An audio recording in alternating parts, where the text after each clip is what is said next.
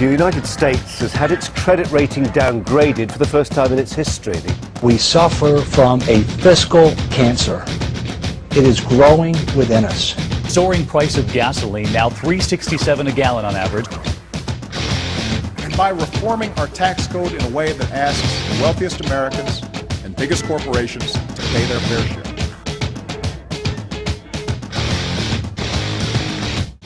Hi, I'm Tony Robbins. Listen, right now there's a debate raging in this country, especially in an election year, and it's a debate about how to solve the economic problems that we're all now facing. We've spent beyond our means for decades as a nation, and now we're getting to a tipping point, one that's so significant, one that's so dangerous, that even the S&P acted to lower our sovereign credit rating for the first time in history. So let's talk about these numbers, a million, a billion, and a trillion.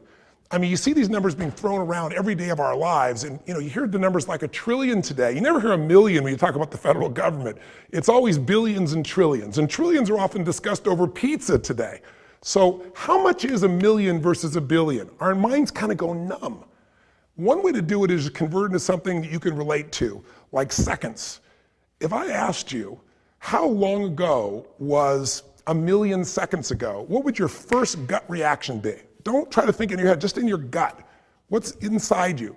A million seconds, would that be a day ago, a million seconds ago, a week ago, a month ago, a year ago, 10 years ago, 20 years ago? What would you guess? The answer is 12 days ago. 1 million seconds was 12 days ago. Now, on the other hand, what would you say a billion seconds ago was? Well, again, if it's 12 days for a million, what would a billion seconds come up to? How far back would we have to go to get to a billion seconds so we get a sense of proportion?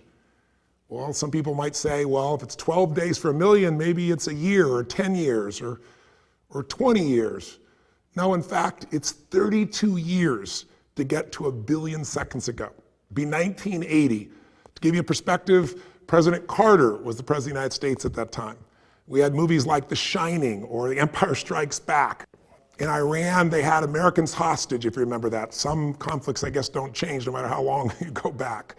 So that's the difference, 12 days versus 32 years, a million versus a billion. But the number we hear thrown around these days by politicians is $1 trillion. And the truth is we have $15.4 trillion in deficit in this country. And that doesn't count the unfunded liabilities that come from Medicare and Social Security, which some statistics show that it's up to $117 trillion. So how long would 1 trillion seconds ago have been? Again, a million is 12 days ago, a billion 32 years ago. What would you think 1 trillion would be? 500 years? 1,000 years?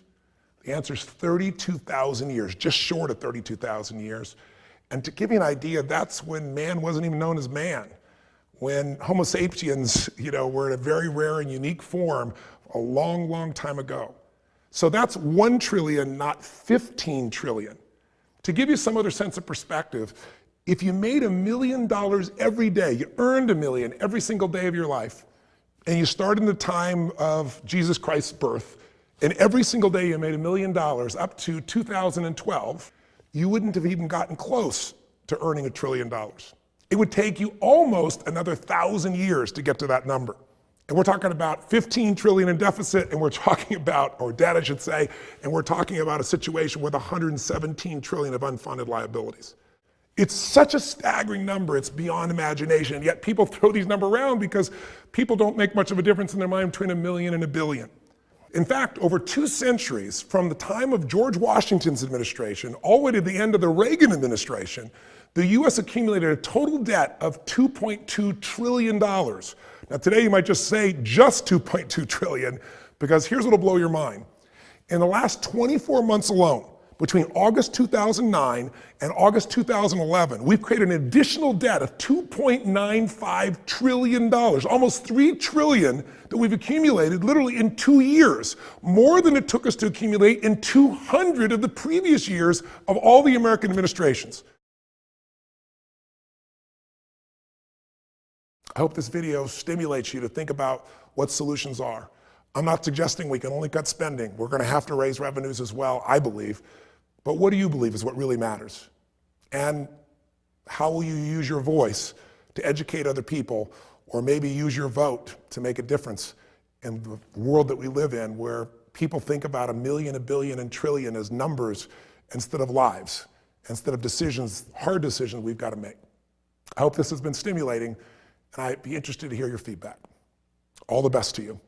Live strong and live with passion. I'm Tony Robbins.